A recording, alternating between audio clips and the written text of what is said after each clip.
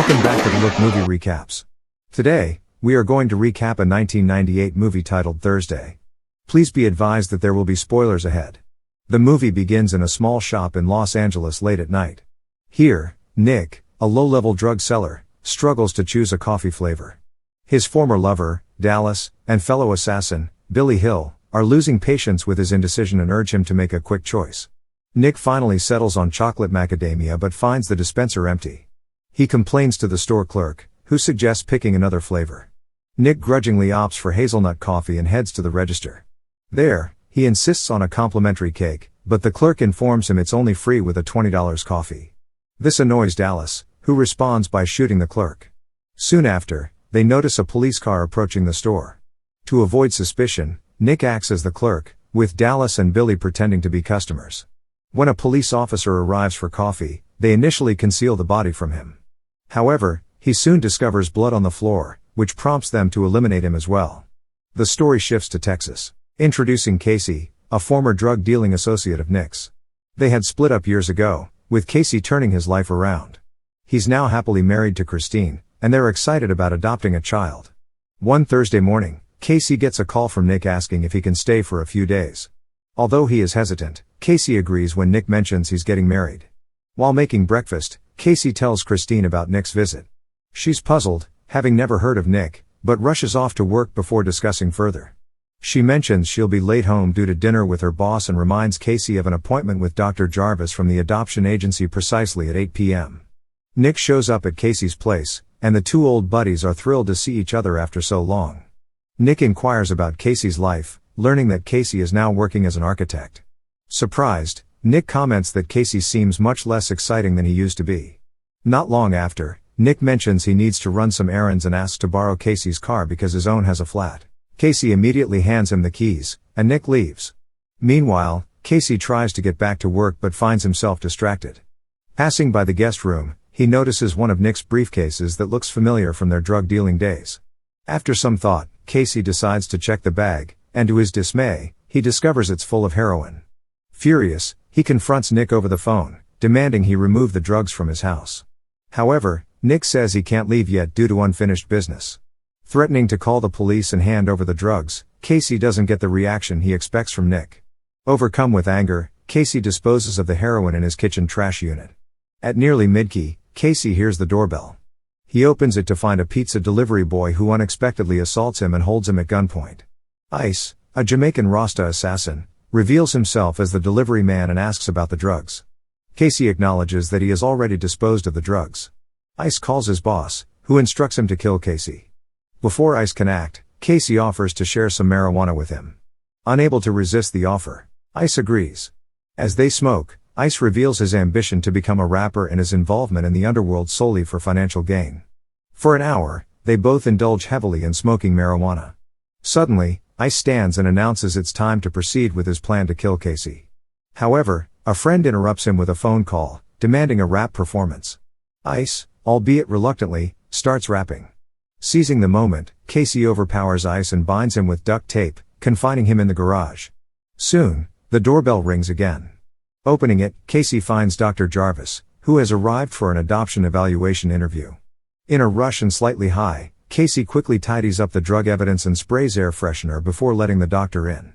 Dr. Jarvis is there to assess Casey's suitability as an adoptive parent. Casey tries to calmly answer the initial questions, but Dr. Jarvis is keen to learn about his past life in Los Angeles. Casey tries to hide his past. In the middle of the interview, Dallas arrives. Dallas, who is in search of money, believes that Nick fled with the heroin. Despite Casey's warning that Nick isn't present and his request for her to leave, she still enters. Dr. Jarvis, mistaking her for a friend of Casey, invites her to join the conversation. Dallas agrees and shockingly discloses Casey's past as a feared drug dealer known for his ruthlessness and willingness to kill. This revelation unsettles Dr. Jarvis, who promptly decides to leave, clearly not intending to approve Casey's application for adoption. Casey tries to stop him, but Dr. Jarvis leaves without listening. Immediately after Dr. Jarvis' departure, Dallas confronts Casey with a gun, ties him to a chair, and demands to know about the money Nick brought. Casey insists he has no knowledge about the money, explaining he left the criminal world behind years ago. At this point, the reason for Casey's departure from his life of crime becomes clear. A flashback reveals that a drug deal between him and Nick went awry, resulting in a violent exchange. During this, Casey accidentally kills a woman who was 8 months pregnant, an incident that deeply haunts him and prompts his decision to leave that life. Dallas, unmoved by his story, decides to wait for Nick's return and expresses a desire to become intimate with Casey. Casey strongly objects, citing his marriage, but Dallas disregards his protests and begins to undress, attempting to force herself on him. Billy abruptly interrupts the assault, shooting Dallas and splattering Casey with her blood. Billy, who is also after the money, informs Casey that Nick stole $2 million from the police and believes Casey knows where it is. He prepares to torture Casey using a saw and a blowtorch to extract the information. As Billy boasts about his methods, they hear police sirens. Billy quickly hides his tools and leaves to investigate. Meanwhile, Casey frees himself and arms himself with a frying pan, resuming his tied-up position just in time. Billy returns, relieved that the police were at a neighboring house. He resumes his plan but notices the duct tape on the floor. Before he can react, Casey strikes him repeatedly with a frying pan, knocking him out. Casey then points a gun at the unconscious Billy but restrains himself from shooting, reflecting on his changed identity. Instead, he ties Billy up in the garage, hanging him upside down next to ice. Soon after, Nick contacts Casey from a public phone. Nick expresses his regret for causing chaos and admits to stealing heroin and money from the police. Sensing despair in Nick's voice, Casey inquires about his situation, but Nick simply states his intention to leave the country and bids farewell. Nick's serious injuries from a gunshot wound become apparent after they hang up. Casey then cleans himself in his house, which is in complete disarray and covered in blood. Around 5 p.m., a corrupt police officer named Cassara shows up with a bag. This officer is the one Nick stole money from. Inside the bag, to Casey's horror, is Nick's decapitated head. Cassara, like the others before him, demands to know where the money is, but Casey remains clueless. Cassara appears to believe him, but he anticipates that Casey might know where Nick has hidden the money.